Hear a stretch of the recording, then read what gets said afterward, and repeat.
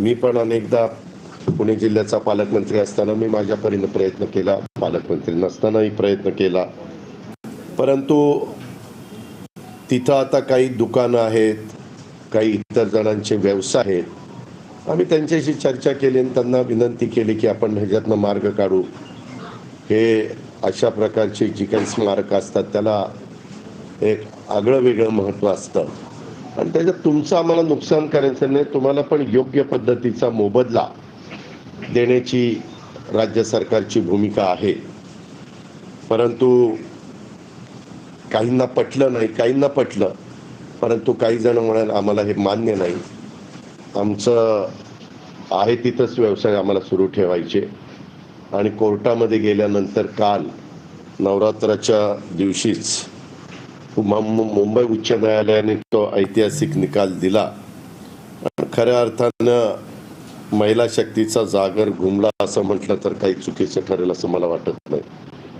कारण हे सगळ्यामध्ये आम्ही सगळ्यांनी पुढाकार घेण्याचं कारण म्हणजे क्रांतीज्योती सावित्रीबाई फुले यांची मुलींची पहिली शाळा पुण्यातील भिडेवाडा इथे त्यांनी सुरू केली आणि त्याच वेळेस त्या जागेचे मालक तात्याराव भिडे हे होते आणि त्यांच्या नावावरूनच त्या शाळेला भिडे नाव पडलं आणि भिडेवाडा अशा पद्धतीने नाव पडलं.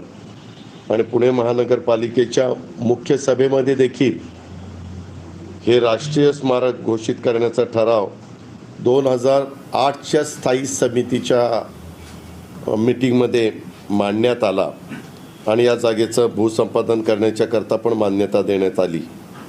आणि त्याच्यानंतर गाळेधारकांनी मुंबई हायकोर्टामध्ये धाव घेतली आणि हायकोर्टाने 2015ला आणि 2018ला राज्य सरकारला पण आपली भूमिका मांडण्याच्या करता सांगितलं. राज्य सरकारनी पण वेळोवेळी जरी सरकार वेगवेगळी असली, बदलली गेलेली असली, तरी भूमिका मात्र प्रत्येक सरकारने हीच ठेवली की ती जागा मिळाली पाहिजे आणि तिथं राष्ट्रीय दर्जाचं स्मारक झालं पाहिजे. आणि या याचिकेवर साल 2020मध्ये शेवटची सुनावणी झाली आणि त्याच्यामध्ये देखील मला खूपदा भुजबळ साहेबांचा विशेष उल्लेख करावा असा वाटतो की त्यांनी इतका आग्रह, म्हणजे इतके ते आग्रही असायचे की अजित हे झालं पाहिजे, आपण सगळेजण तिथं असताना का होत नाही, कशात आपण कमी, कुठं मांडायला आपण कमी पडतो. आणि त्याच्यामध्ये त्यांनी पण तो वाद त्यांच्या स्तरावर पण मिटवण्याचा प्रयत्न केला. परंतु नोव्हेंबर 2021मध्ये त्या वाड्यातील दुकानदार आणि रहिवासी यांच्यासोबत मी पण बैठक घेतली होती, भुजबळ साहेब पण त्या बैठकीला होते, परंतु दुर्दैवाने यश मिळालं नाही.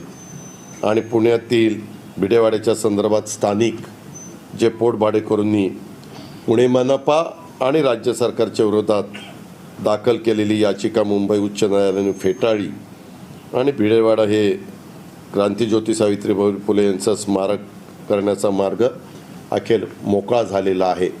हे एक चांगली बाब आहे. मी पुन्हा पुण्याला गेल्यावर पण यांना बोलणार आहे किंवा आता हायकोर्टाचा निकाल आपण सगळेजण मान्य करूया. तुमच्या इतर काही गोष्टी असतील तर त्या चर्चेतनं आपल्याला सोडवता येतील आणि कसं ते स्मारक लवकरात लवकर प्रत्येकाचं जे स्वप्न आहे ते पूर्ण होईल अशा प्रकारचा प्रयत्न आम्ही लोक करणार आहोत, हे मला प्रकर्षाने आपल्याला सगळ्यांना सांगायचं होतं. दुसरं पत्रकार मित्रांनो, एक गोष्ट आपल्या सगळ्यांच्या लक्षात आणून द्यायची. आपल्याला सगळ्यांना माहिती आहे की मी माझं काम भले आणि मी भला, मी जास्त काही कोणाच्या कॉमेंट्स कोणी केल्या तर त्याला उत्तरं वगैरे देत बसत नाही. जसं त्याला लागला आपलं आपलं काम भले असं करून मी माझा पुढं जात असतो. परंतु गेले 3-4 दिवस माझ्याबद्दल सातत्याने इलेक्ट्रॉनिक मीडियामध्ये आणि काही बाबतीमध्ये प्रिंट मीडियामध्ये पण बातम्या आल्या. मी त्या बातमीला जास्त महत्त्व दिलं नाही, कारण तुम्ही सगळे पत्रकार मित्र आहात.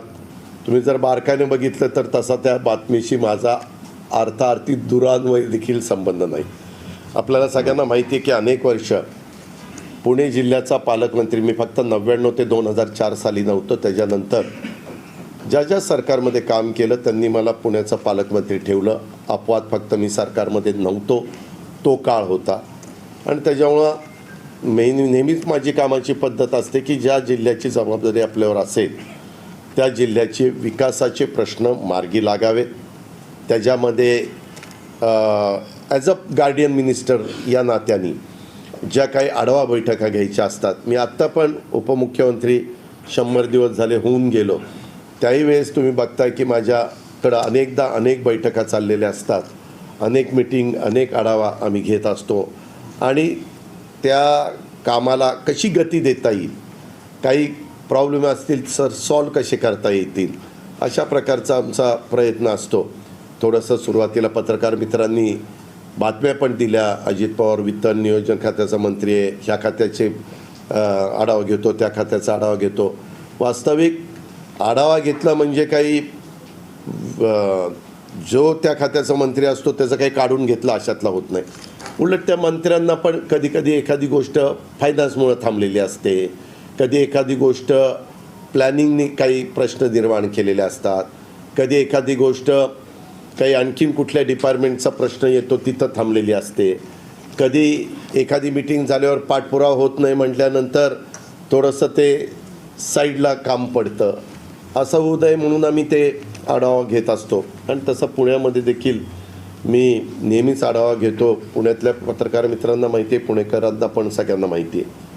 परंतु आत्ता मधी एका रिटायर IPS ऑफिसरनी एक पुस्तक लिहिलं आणि त्या पुस्तकाच्याबद्दल सातत्याने काही ना काही बातम्या यायला लागल्या आणि पार त्याच्यात अजित पवार आता अडचणी येत, अजित पवारांची आता चौकशी करा, अजित पवारांनी असं केलं, अजित पवारांनी तसं केलं. मी काही केलं नाही.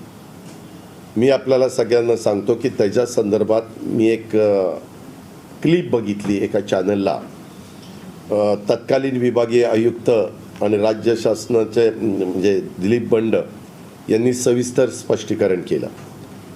त्याच्यामध्ये सदर प्रकरणातील कागदपत्रांचं मी अवलोकन केलं. ते बघता 2008 साली हे प्रकरण सुरू झालेलं होतं.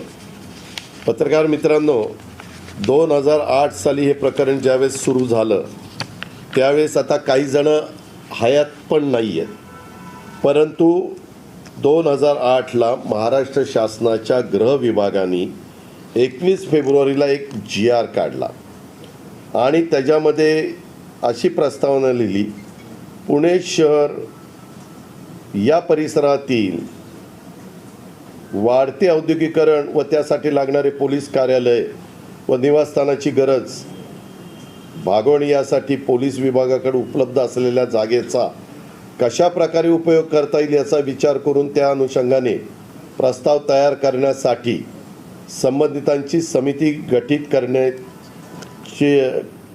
करण्याची बाब शासनाच्या विचाराधीन होती. शासन निर्णय या बाबींचा विचार करून पुणे शहर परिसरात पोलीस विभागाकडे उपलब्ध असलेली जागेची पाहणी करून सदर जागेचं पोलीस कार्यालय व निवासस्थानाची गरज भागवण्यासाठी कशा प्रकारे उपयोग करता येईल हे तपासून त्यानुसार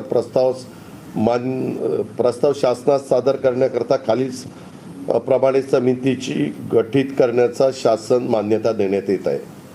समितीचं स्थान, त्याच्यात अध्यक्ष विभागीय आयुक्त महसूल पुणे, जिल्हाधिकारी सदस्य पुणे, पोलीस आयुक्त पुणे सदस्य पुणे, PMC कमिशनर सदस्य, अप्पर पोलीस आयुक्त प्रशासन सदस्य सचिव, मुख्य अभियंता सार्वजनिक बांधकाम विभाग पुणे.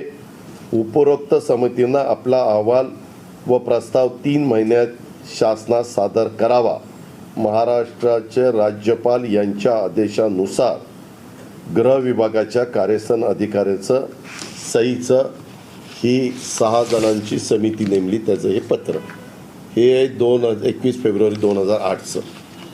ते पत्र झाल्यानंतर त्याच्या संदर्भात ती कमिटी बसली असेल, काय झालं असेल मला त्याच्यामध्ये माहीत नाही, कारण ते डिपार्टमेंटच वेगळं असल्यामुळं माझा तसा अर्थार्थी काही त्याच्याशी संबंध नव्हता.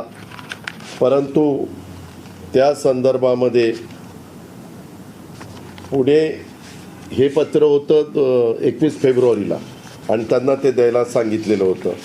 त्याच्या संदर्भात समितीनं अनेकदा बसले, समिती गठन झाली 21/2/2008ला, जे मी आत्ता सांगितलं. शासनाने गठीत केलेल्या समितीचा अहवाल शासनाला प्राप्त झाला 5/8/2008ला, म्हणजे 6 महिन्यांनी. सदर अहवालावर शासन स्तरावर निर्णय होऊन 28/8/2009 रोजी पत्रानुसार एका कंपनीला निविदा अंतिम करण्यात त्या ठिकाणी आली. त्याच्या आधी म्हणजे आता 28/8ला ज्यावेळेस नाही 5/8ला हे आलं, म्हणजे अहवाल आला. अहवाल आल्यानंतर त्याच्यामध्ये एक अशी पण तत्कालीन त्यावेळेसचे गृहमंत्री यांच्या दालनामध्ये एक बैठक झाली. त्या बैठकीत पुणे शहर परिसरात पोलीस विभागाचे कार्यालय निवासस्थानाची गरज भागावी यासाठी पोलीस यंत्रणेकडे असलेल्या जागेचा उपयोग करण्यासाठी प्रस्ताव तयार करण्याबाबत माननीय मंत्री गृह यांच्या उपस्थितीत त्यांच्या मंत्रालयीन दालनात 16/1/2009 रोजी झालेल्या बैठकीचे इतिवृत्त. बैठकीस खालील अधिकारी आज उपस्थित होते. स्वतः गृहमंत्री, नंतर श्रीमती चित्कला झुकसी, अप्पर मुख्य सचिव गृह, नितीन करील, त्यावेळेसच्या मुख्यमंत्र्यांचे सचिव A.N. रॉय, पोलीस महासंचालक महाराष्ट्र शासन त्यावेळेसचे, उपसचिव गृह विभाग M.ध. कांबळे. आणि मग वेगवेगळी त्यांनी चर्चा त्याच्यामध्ये केली. आणि चर्चा केल्यावर त्याच्यातनं येरवडा पोलीस स्टेशन करता निविदा मागून BOT तत्वावर एक पथदर्शी प्रकल्प राबवण्याकरता प्रकल्पाचे आर्थिक विश्लेषण मुख्य अभियंता सार्वजनिक बांधकाम विभाग पुणे यांच्याकडून तयार करून घेण्याच्या सूचना विभागीय आयुक्तांनी दिल्याचे अप्पर मुख्य सचिव गृह यांनी मंत्री महोदयांना सांगितले. याबाबत सर्वकष चर्चा करून सहमतीनं माननीय मंत्री गृह यांनी असा निर्णय घेतला की येरवडा पोलीस स्टेशन परिसराचा विकास BOT तत्वावर करण्याचा यापूर्वी शासनाने घेतलेला निर्णय सहमत राहून त्यानुसार सदर प्रकल्प पूर्ण करण्याबाबत आवश्यक ती कारवाई करावी असे सूचित केले आणि उपस्थितांचे आभार मानून बैठक संपली. हे झालं जानेवारीमध्ये. त्याच्यानंतर समितीच्या सर्व सदस्यांच्या सहीची कार्यालयीन टिप्पणी पाहिजे असेल तर ती पण टिप्पणी इथं आहे. ती त्यांनी जे काही कुणाकुणाचं काय मत आहे, विभागीय आयुक्त दिलीप बंड यांनी अलॉटमेंटच्या संदर्भातलं ते एक पत्र इथं आहे. त्याच्यानंतर कंपनीनं शासनाला 1 कोटी धनाकर्षाने मुदत ठेवीच्या बाबतीतलं पत्र आहे. त्या कंपनीने शासनाला केलेल्या करारनाम्याचं पत्र त्या ठिकाणी आहे.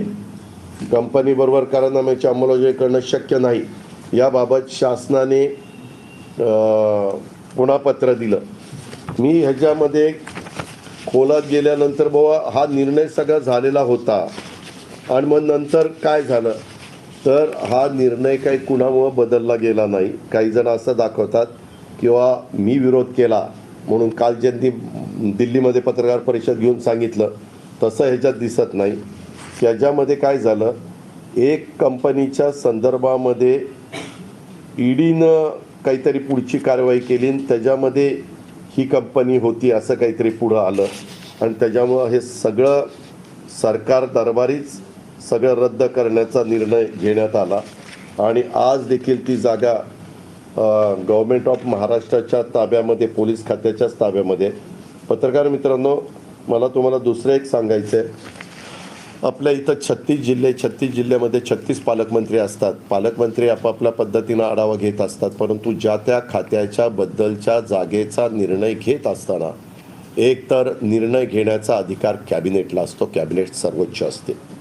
दुसरा अधिकार रेव्हेन्यूला असतो.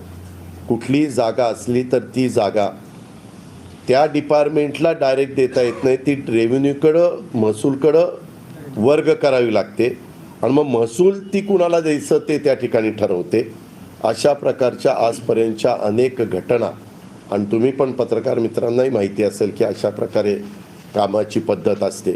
त्याच्यामुळं त्यांनी काय आरोप केला की बाबा माझ्याकडनं काय झालं, मी ज्यावेळेस आढावा घेत होतो त्यावेळेस मला त्या कमिटीनं आणि त्या सगळ्यांनी सांगितलं की याबद्दल सगळा निर्णय झाला आबांनी निर्णय घेतला आहे, गृह विभागाने निर्णय घेतला आहे, परंतु त्याची अंमलबजावणी त्या ठिकाणी होत नाही. ज्यावेळेस एखाद्या कमिटीतले लोक पालकमंत्री म्हणून मला सांगतात, त्यावेळेस आम्ही विचारतो कोण काय हे करतं, तर त्यांनी सांगितलं की CPंनी सांगितलेलं आहे की मी काही ते देणार नाही. म्हणून मी त्यांना एकदा तिथं बोलवलं असेल आणि त्यांना विचारलं असेल, त्यांनी सांगितलं की मला काही ते द्यायचं नाही. मी म्हटलं द्यायचं नाही तर नका देऊ. मला आपण प्रयत्न केला, त्यांचं त्यांना ऐकायचं नसेल तर मला काही त्याच्यात आग्रह करण्याचं काही कारण नव्हतं. पण पत्रकार मित्रांनो, तुम्हाला दुसरं एक मी सांगतो, मी 91 साली पहिल्यांदा ह्या मंत्रालयामध्ये सुधाकर नाईकांच्या मंत्रिमंडळामध्ये राज्यमंत्री म्हणून कामाची सुरुवात केली आणि त्याच्यानंतर अनेक पदांवर मला कामाची संधी मिळाली. अनेक मुख्यमंत्र्यांच्या बरोबर मला काम करता आलं, अनेक सहकाऱ्यांच्या बरोबर मला काम करता आलं. मी कधीही सरकारचं नुकसान होईल अशा प्रकारचा निर्णय घेत नाही. एखादा निर्णय माझ्या लक्षात आला किंवा हे काही बरोबर नाही तर मी स्वतःच सरळ सांगून टाकतो की हा निर्णय माझ्याकडनं काही होणार नाही, कुणी त्याच्याबद्दल माझ्याकडे पाठपुरावा करू नका. दुसरी गोष्ट, मी आजपर्यंत सुरुवातीपासून जवळपास आज 32 वर्ष झाली अधिकाऱ्यांशी, IAS ऑफिसर असू द्यात, IPS ऑफिसर असू द्यात, वरिष्ठ अधिकारी, कलेक्टर, CEO, विभागीय आयुक्त, कुठलाही अधिकारी असू द्या, या सगळ्यांशी मी व्यवस्थितपणे बोलत असतो. माझा स्वभाव जरी कडक असला तरी देखील एखादी गोष्ट माझ्याकडं, आता अनेक वर्ष सेल टॅक्स डिपार्टमेंट होतं, नंतर त्याचा LBT झालं, त्याचंच नंतर VAT झालं, नंतर त्याचंच GST झालं, हे आपल्याला सगळ्यांना माहिती आहे. तुम्ही त्याही सगळ्या आयुक्तांना विचारा की बाबा अजित पवारकडे डिपार्टमेंट असताना बदल्यांचा अधिकार पण पत्रकार मित्रांनो माझा सगळा आयुक्तांना असतो. मी अजिबात हस्तक्षेप करत नाही. मी त्यांना सांगतो की मला माझं म्हणण्यापेक्षा आपल्या सरकारचं उत्पन्न वाढवून द्या. तुम्हाला जे पोस्टिंग जिथं कुणाला करायचं तिथं करा. माझ्याकडे लोकप्रतिनिधी आले तरी मी सांगतो GST हे सगळ्यात जास्त उत्पन्न देणारं, टॅक्स देणारं डिपार्टमेंट आहे. तिथं तुम्ही कुणी अमका अधिकारी इथं ठेवा, तमका अधिकारी तिथं ठेवा सांगू नका, कारण तसा आमदारांचा आणि GST डिपार्टमेंटचा अर्थार्थी संबंध येत नाही. आणि त्याच्यामुळं कधी अधिकाऱ्यांनी मला सांगितलं, अनेक अधिकारी आत्ता तर बरेचसे रिटायर पण झाले, चीफ सेक्रेटरी असतील किंवा इतर कुणी पण असतील, त्यांनी जर लक्षात आणून दिलं की अजित पवार हे अडचणीचं म्हणजे कायद्याच्या नियमाच्या चौकटीमध्ये बसत नाही, तर मी फार काही त्याच्यात आग्रह करत नाही. मी सरळ सांगतो की ते सोडून द्या, बाजूला ठेवा आणि त्या पद्धतीनं पुढं जावा. ह्यामध्ये त्या पुस्तकाच्या निमित्तानं कदाचित त्या व्यक्तीला असंही वाटलं असेल की बाबा आपण पुस्तकामध्ये, म्हणजे त्यांनी पण काल बोलताना सांगितलं त्या पुस्तकात बरंच काही आहे, परंतु हाच विषय का सगळ्यांनी जास्त लावून धरला ते काही कळायला मार्ग नाही, असं त्यांनी पण बोलता बोलता त्या ठिकाणी बोलून दाखवलं. बऱ्याचदा काही जण पुस्तक वगैरे लिहित असताना शक्यतो काहींना असं वाटतं की काही प्रसिद्धीसाठी खळबळजनक अशा प्रकारच्या काही गोष्टी लिहिल्या तर त्याला वेगळ्या प्रकारची प्रसिद्धी मिळते, आणि तसंही कदाचित झालं असेल. त्याच्यात लगेच विरोधी पक्षातल्या काही पक्षाच्या अध्यक्षांनी, काही विरोधी पक्ष नेत्यांनी लगेच ही चौकशी करा वगैरे वगैरे. अर्थात तो त्यांचा अधिकार आहे, तो लोकशाहीमध्ये प्रत्येकाला आपलं आपलं मत व्यक्त करण्याचा अधिकार आहे, परंतु त्याची चौकशी करा, नाहीतर आणखीन काय करा, आपल्याला त्याच्याशी काही घेणं देणं नाही. कुठल्याही ठिकाणी माझी याच्यामध्ये सही नाही. कुठल्याही मिटिंगला, ज्या मिटिंग होतात या निर्णय घेण्याच्या संदर्भात, कुठल्याही मिटिंगला माझ्या माहितीप्रमाणे मी कुठं हजर नाही. फक्त वेगवेगळ्या बाबा कुठले महत्त्वाचे प्रश्न आहेत आणि कुठले आढावा, कारण तुम्ही बघा काल त्या बोलत असताना असंही बोलल्या, स्वर्गीय RR पाटील त्यांना बोलले की बाबा ह्या विषयामध्ये तुम्ही फार लक्ष त्या ठिकाणी घालू नका, असं काहीतरी काल त्यांनी वक्तव्य केलं, असं माझ्या वाचनात आणि ऐकण्यामध्ये त्या ठिकाणी आलं. अशा प्रकारचं हे सगळं काम आहे. आणि मी पुन्हा सांगतो, ह्याचा माझा अर्थार्थी काही संबंध नाही. मी कधीही RRला की हे असं करा तसं करा असं सांगितलं नाही. उलट आत्ता देखील पुण्यामध्ये मेट्रोच्या संदर्भातली कामं चाललेली आहेत आणि मेट्रोचा VGF भरून काढण्याच्याकरता कितीतरी मोक्याच्या जागा सरकारने मागच्या, मग पोलीस खात्याची जागा असेल, इवन पॉलिटेक्निकची जागा असेल, आपल्या विद्यापीठाच्या अलीकडच्या बाजूला बघा डावीकडं पॉलिटेक्निक कॉलेज आहे, तिथली जागा असेल, अशा वेगवेगळ्या महत्त्वाच्या जागा VGF तो भरून काढण्याच्याकरता त्या बाबतीमध्ये दिल्या. आमचं एवढंच म्हणणं आहे की बाबा कुठल्याही जागा देत असताना त्याच्यात पारदर्शकता असावी, त्याच्यामध्ये कुठलंही असं कोणाला शंका कुशंका घ्यायला जागा राहू नये. कारण शेवटी हा जनतेच्या जागा आहेत, जनतेचा पैसा आहे आणि आम्ही लोक तिथं काही काळाकरता निवडून गेलेलो असतो, विश्वस्त म्हणून काम करत असतो, शपथ आम्ही घेतलेली असते वगैरे वगैरे, अशा सगळ्या बाबी आहेत. अहो कुणाची चौकशी करता? चौकशी कुणाची करता? जागा आहे तिथंच आहे, जागा कुठं गेलेलीच नाही आहे, जागा गृह विभागाची आहे ना. आणि तिथं वेगवेगळे अधिकारी जाऊन बघून आले, तर रेकॉर्डला पण ते आहेत, पाहणी केली. म्हणजे काही अधिकाऱ्यांनी, आता हे CP असताना ह्यांचा विरोध आहे, आधीच्या CPचा सपोर्ट आहे, कारण त्यांनी तशा सह्या केलेल्या आहेत. नंतर त्याच्यातले काही CP केंद्रामध्ये गृहराज्यमंत्री पण झालेले आहेत. नाही ऐका ना, त्याच्या संदर्भामध्ये का हस्तांतर केलं नाही ते मला काय माहिती.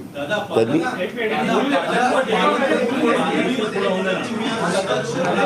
एखादी विचारा,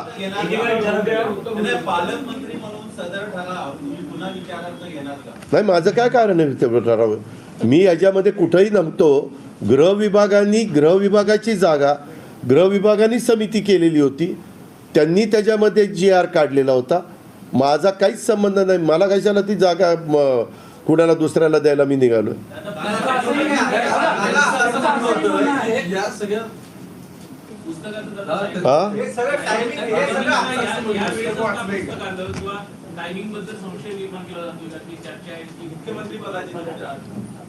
नाही मला हे का, प्रत्येकाच्या वेगवेगळ्या प्रकारचं काम असतं. काही अधिकाऱ्यांची कामं कशी असतात, काय असतात, तुम्हाला सगळ्यांना माहिती आहे. आता ते पुस्तक आणि त्या पुस्तकातला मुद्दा आणि त्याच्यामध्ये माझा तसा अर्थार्थी काही संबंध, मी पण कबूल करतो. मी आढावा घेताना मला सांगण्यात आलेलं होतं की अशा पद्धतीनं ठरवून देखील एक गृह विभागाचं फायद्याचं काम असताना होऊन दिलं जात नाही. मला सांगताना काय सांगितलेलं होतं, गृह विभागाच्या फायद्याचं काम असताना करून दिलं जात नाही. आणि जानेवारी 2009ची देखील गृह विभागाची बैठक झालेली आहे. त्यावेळेस माझ्या माहितीप्रमाणे गृहमंत्री 2009ला जयंतराव पाटील साहेब होते. म्हणजे याच्यात दोन्ही तसा सांगलीकर गृहमंत्री होते, एक स्वर्गीय RR पाटील होते आणि एक जयंतराव पाटील होते.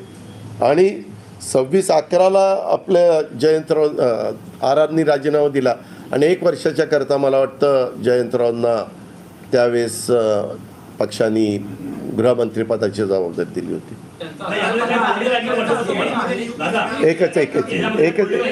एकच मिनिट. त्यांचं असंही म्हणणं आहे की त्यावेळी माझी मुदतीपूर्वी बदली केली गेली, बिंबिवाडीमध्ये त्याच महिन्यामध्ये काहीतरी हिंसक घटना घडली, त्याचं खापर पूर्णपणे तुम्ही माध्यमांशी बोलताना माझ्यावर फोडलं आणि त्यामुळे माझी मुदतीपूर्वीच बदली करण्यात. एक मिनिट, मी अशा बदल्या कोणाच्या करत नाही. माझ्या डिपार्टमेंटच्या बदल्या करण्याचा माझा अधिकार आहे. परंतु आत्ता पण तुम्ही बघताय ज्या कोणी बदल्या आहेत तिथं ते सगळे मागच्या काळातच आलेले अधिकारी आहेत. आपण आपलं काम व्यवस्थितपणे केलं तर कुठलाही अधिकारी असेल तर त्याच्याकडनं आपण काम करून घेऊ शकतो. कारण आपल्याला वेडीवाकडी चुकीची कामच करायची नाही. आपल्याला कायद्याच्या नियमाच्या चौकटीमध्ये बसून जी कामं केली गेली पाहिजे तीच झाली पाहिजेत, हाच आपला कटाक्षाने प्रयत्न असतो. आणि हे सगळं करत असताना पत्रकार मित्रांनो मी नेहमी सांगतो, ह्याच्यात राजकीय हस्तक्षेप आमचा कुणाचाही नसला पाहिजे. त्यांना त्याच्यामध्ये पूर्णपणे मुभा दिली पाहिजे. एखादी पालकमंत्री म्हणून तिथे प्रेशराईज करायचा प्रयत्न केला गेला का, हा त्यांचा मूळ आरोप होता. कारण या सगळ्यानंतर तुम्ही प्रेशराईज करत असल्यास त्यांचं म्हणणं आहे आणि या सगळ्यानंतर त्यांना शेवटी गृहमंत्र्यांकडे जावं लागलं, जे फायनली या सगळ्यावरती कन्व्हिन्स झाले आणि म्हणून तो निर्णय नाही झाला. नाही मी तुम्हाला पुन्हा सांगतो, तुम्ही विभागीय आयुक्त वेगवेगळे आम्ही बसतो ना आढावा. आता मी परवा 2 दिवस पुण्याचा आढावा घेतला.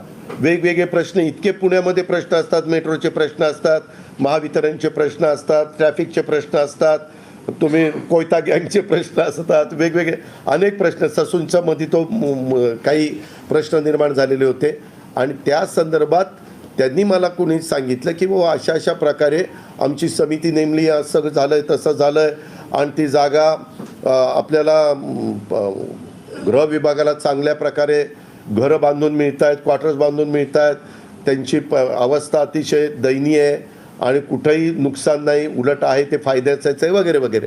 तर मी म्हणलं मग कुणाचा विरोध आहे? तर ते म्हणले की बाबा आत्ताचे जे CP आहेत त्यांनी विरोध केलेला आहे. म्हणून म्हणलं त्यांना बोलवा, त्यांना विचारलं तर ते म्हणले नाही माझ्या बुद्धीला पटत नाही. म्हणलं पटत नाही तर राहू द्या. त्याच्यावर ह्याच्यापेक्षा मी काय केलं?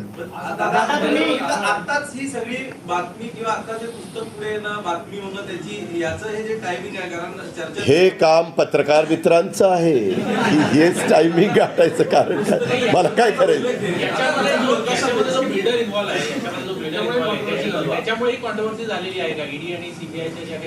मला त्याच्याबद्दल काहीच माहीत नाही, कारण ही केस कधीची 2008ची, आपण 2023ला 15 वर्ष झालेली आहे.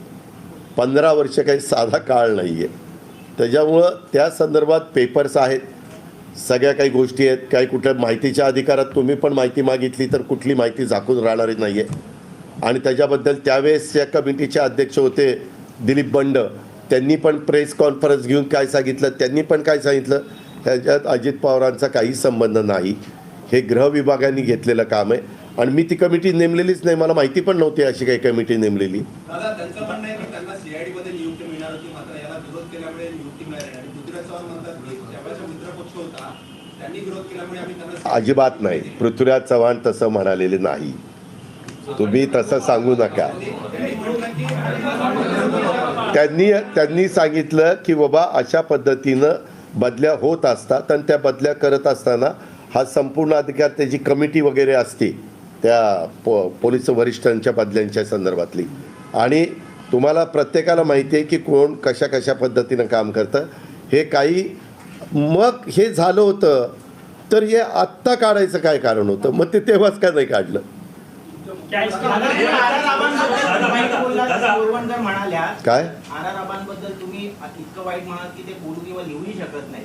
एक मीटिंग झाली होती ज्यामध्ये बंड सुद्धा होते, तर अशी कुठली मीटिंग तुम्ही मुळात बोलवली होती का? मी तुम्हाला कितीदा पुन्हा तेच सांगतोय.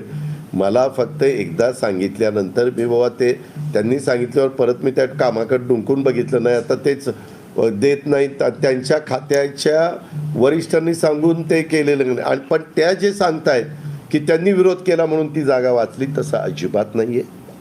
हा निर्णय जवळपास झाला होताच नंतरच्या काळामध्ये. पण ईडीची ती इन्क्वायरी, ते 2G का काहीतरी ते प्रकरण होतं ना, हा स्कॅम, त्याच्यामध्ये ती कंपनी आली का असं काहीतरी झालं म्हणून ते थांबलं. दादा तुम्ही म्हणताय की तुम्हाला सांगण्यात आलं होतं की गृह विभागाच्या फायद्याचा होता, काम तरी पण झालं नाही, तर तुम्हाला हे कोणी सांगितलं? अरे ह्याच्यात लिहिले मिनिट्समध्ये वाच ना.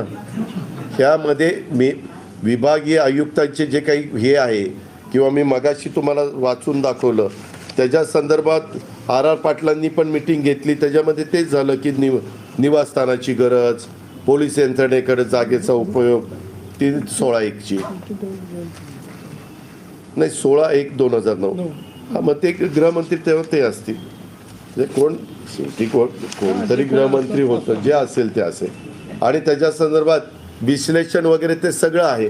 त्याच्यामध्ये ते दाखवण्यात आलेलं आहे की बाबा हे फायद्याचं होतं वगैरे वगैरे असं. आणि तुम्हाला ते विभागीय आयुक्तांनी पण सांगितलं ना की बाबा हे काय ह्याच्यामध्ये करार काय होता ते पण सांगतो. समितीचे अध्यक्ष व तत्कालीन विभागीय आयुक्त यांच्या स्पष्टीकरणावरून सदरचं टेंडर प्रक्रियेत एकूण 7 जणांनी सहभाग नोंदवला होता. निवड झालेल्या वरील कंपन्यांकडून शासनाच्या जागेच्या बदल्यात गृह विभागाला खालीलप्रमाणे सोयीसुविधा मिळणार होत्या. येरवडा येथे रोड फ्रंटला 3,900 म्हणजे 3,900 चौरस मीटर जागा. येरवडा येथे नवीन पोलीस स्टेशन व पोलीस कार्यालय कॉम्प्लेक्स, सर्व फर्निचर व वातानुकूलित यंत्रणेसह सर्व सुविधांनी युक्त. येरवडा येथे 8 निवासस्थाने. शिवाजीनगर येथे अतिरिक्त पोलीस आयुक्त दर्जाच्या अधिकाऱ्यांचे 4 बंगले. शिवाजीनगर येथे पोलीस उपायुक्त दर्जाच्या अधिकाऱ्यांच्यासाठी पार्किंग व 3 मजली इमारत सर्व सुविधायुक्त. 6 निवासस्थाने. पोलीस शिपायांच्यासाठी पार्किंग 7 मजली इमारत सर्व सुविधांसह 495 निवासस्थाने. सदरचा प्रस्ताव लिलावाचा नव्हता, तर तो PPP तत्वावरील विकसनाचा प्रस्ताव होता. तो गृह विभागाला अतिशय फायदेशीर होता असे समितीचे मत आहे. समितीच्या म्हणण्यानुसार तत्कालीन वेळी शासनाच्या जमिनीची किंमत 3 कोटी रुपये होती, तर विकासकाकडनं 15 कोटी रुपयांची जमीन व बांधकाम पोलीस विभागास मिळणार होते. हा ते पुढचं मगाशी ऐका ना, मगाशी काही गोष्टी दरम्यानच्या काळात पुण्याच्या पोलीस आयुक्त डॉक्टर सत्यपाल सिंग यांची बदली होऊन श्रीमती मीरा बोरवणकर या पुण्याच्या पोलीस आयुक्तपदी आल्या होत्या. त्यावेळी समितीच्या विनंतीवरून सदरचा विषय त्यांना समजावून सांगण्यात आला होता. शासनाचा त्यामागचा उद्देश व आतापर्यंत पूर्ण झालेली प्रक्रिया या विषयावर चर्चा झाली होती. प्रत्येक अधिकाऱ्याचा दृष्टिकोन वेगळा असू शकतो. डॉक्टर सत्यपाल सिंग यांनी आग्रहाने मंजूर केलेल्या प्रकल्पाला नंतर आलेल्या पोलीस आयुक्त श्रीमती मीरा बोरवणकर यांची सहमती नव्हती. सदर कंपनी माननीय उच्च न्यायालयात सुद्धा गेली होती. त्यावर उच्च न्यायालयाने 6 आठवड्यात निर्णय घेण्याचे कळवलेले होते. ते पण इथं आहे, उच्च न्यायालयाने कळवलेलं. सदर प्रकरणात वापरात बदल करण्यासाठी महसूल आणि वन विभागाची मान्यता घेण्यात आली नाही व ईडीने सदर प्रकरणातील जमीन जप्त करण्याचे आदेश निर्गमित केले असल्याने कंपनीबरोबर शासनाने केलेल्या करारनाम्याची अंमलबजावणी करणे शक्य नाही असे शासनाने कंपनीला कळवलेले आहे असे कागदपत्रावरून दिसून येते. सरकारी अभियोक्ता यांच्या 28/11/2016 च्या शासनास दिलेल्या पत्रावरून शासनाने सदरचा करारनामा शासनावर बंधनकारक नसल्याने तो रद्द करण्यास कंपनीला कळवले. आणि मगाशी मी तुम्हाला सांगत होतो की ह्याच्यामध्ये सदर कागदपत्राचं अवलोकन केलं असताना सदरचे प्रकरण 2008 साली सुरू झाल्याचं दिसून येतं. सदर प्रकरणात मूळ प्रस्ताव हा गृह विभागाचाच होता. त्यावेळेस स्वर्गीय R.R. पाटील गृहमंत्री होते आणि त्याच्यानंतर जयंतराव पाटील गृहमंत्री होते. त्यावेळेस चित्कला जुक्सी या अप्पर मुख्य सचिव गृह होत्या व डॉक्टर सत्यपाल सिंग हे पुण्याचे पोलीस आयुक्त होते. सदरच्या विषयानुषंगाने शासनाने गृह विभागाची ती कमिटी मी तुम्हाला सांगितली. वरील समितीने सविस्तर विचार विनिमय करून 6 महिने अभ्यास केला. दुसऱ्या महिन्यात कमिटी केली आणि 8व्या महिन्यात अभ्यासांती सविस्तर विचार विनिमय करून अभ्यासांती 5/8/2008 शासनाला अहवाल सादर केला. तत्कालीन अमुस ग्रह यांनी सुद्धा सदर ठिकाणी 2 वेळेला भेट दिली. त्या अहवालावर शासन स्तरावर निर्णय होऊन 28/8/2009 रोजी त्या कंपनीला मेसर्स एव्हर स्माईल कंपनीला निविदा अंतिम करण्यात आली. लेटर ऑफ अलॉटमेंट देण्यात आलं. शासनातर्फे नोंदणीकृत करारनामा करण्यात आला. आवश्यक ती बँक गॅरंटी देण्यात आली. हा संपूर्ण विषय हा गृह विभाग व शासनाने नेमलेल्या 6 सदस्यीय समिती हाताळत होती. या विषयाचा माझा काहीही संबंध नव्हता. सदर समितीमध्ये पुण्याचे तत्कालीन पोलीस आयुक्त सत्यपाल सिंग हे पोलीस अधिकारी होते. ते आपल्या देशाचे नंतर गृहराज्यमंत्री बनले. पोलीस विभागातील कर्मचाऱ्यांना अधिकाऱ्यांना जुन्या झालेल्या पोलीस स्टेशनचे प्रश्न वगैरे वगैरे पालकमंत्री या नात्याने विविध विकास कामाचा आढावा घेणे हे त्या पालकमंत्र्याचे काम असतं. सदर आढावा घेताना सदरचा विषय शासनाच्या मान्यतेनंतरही तसाच पडून असल्याने शासकीय समितीने माझ्या निदर्शनास आणून दिले आणि जागा हस्तांतरित झाली नाही असं सांगितलं. एवढ्या पुरताच माझा संबंध आला म्हणून ते प्रश्न विचारला. पण त्यांनी सांगितलं नाही तर नाही.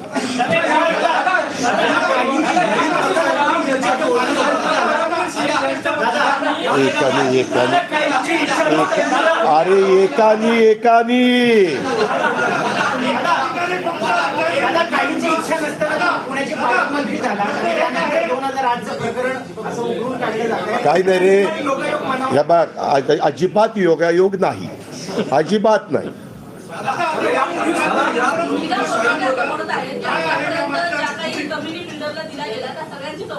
करा ना, माझ्या काय बाच जात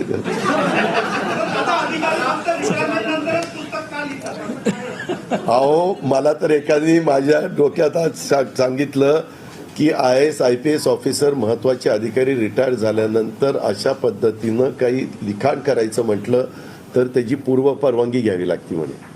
असं मला आत्ताच मी इकडे तुम्हाला भेटायला येत असताना सांगितलं. खरं खोटं देवाला माहिती.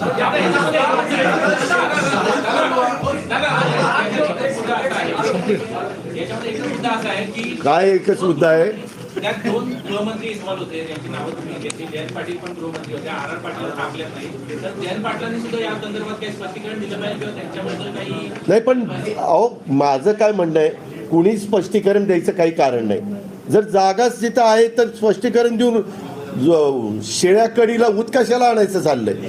ह्याच्यात कुठंच काही नुकसान. एक तर अजून ती कमिटी म्हणते की 15 कोटीचा फायदा होणार होता, 3 कोटीची जागा होती.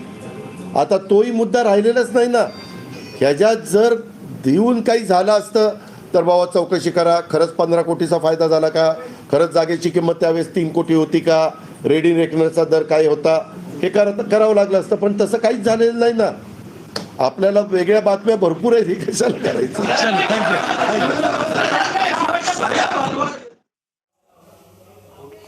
तर आपण पाहतोय मीरा बोरवणकरांच्या आरोपावर अजित पवार यांनी स्पष्टीकरण दिलेलं आहे. 3 कोटींच्या जागेवर 15 कोटीचा फायदा होणार होता, याची चौकशी करा असं अजित पवारांनी म्हटलेलं आहे. तर विकासाकडून 15 कोटीचं बांधकाम मिळणार होतं.